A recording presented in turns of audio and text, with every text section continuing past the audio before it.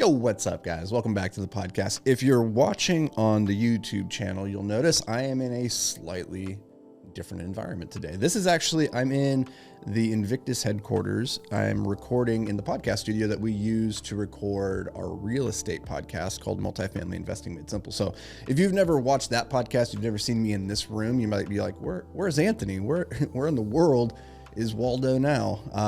But that's where I am. Is in the Invictus headquarters shooting this for you guys. It's the day after Christmas, and I wanted to share something with you, which I found really interesting. I stumbled on a study that kind of blew my mind a little bit, honestly. So researchers are weird, and they like to do weird things with mice. And this is one of the weirder things that I have seen researchers do with mice. And what they did was they put two mice into a cage, and they drugged one, and then they had the two mice fight. So they somehow instigated a fight between them. And so the mouse that was drugged so that he would really have no chance of winning. Like, they were severely handicapping him so that he would just get his little mouse tuchus beat down. And sure enough, the other mouse kicked his ass. Now, this is a really weird study if you really stop to think about it. Like, I'm not even sure, like, from an animal rights cruelty perspective, like, how this ever kind of passed any kind of muster. This is up there with, like, cockfighting. I don't know why we're okay with mice fighting each other, but I digress. Ethical concerns aside, the results of the study are interesting. Not so much that the drugged mouse got his butt kicked, but the next day, they had the mice fight again. And this time, they didn't drug any mice. Everybody, it was now a level playing field.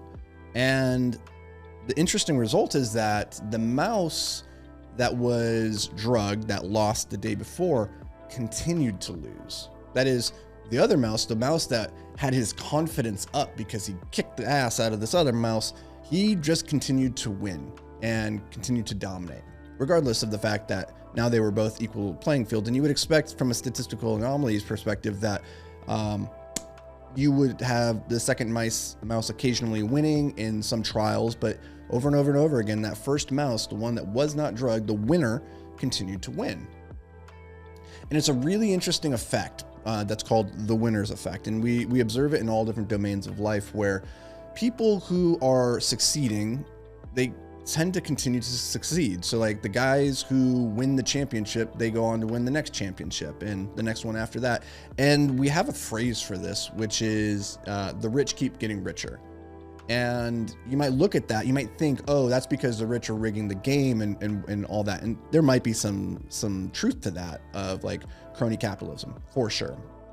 But underlying that idea of the rich get richer, or that the winners keep winning, is something that's just deeply ingrained in human psychology, which is that when you win, when you start stacking wins, you gain confidence.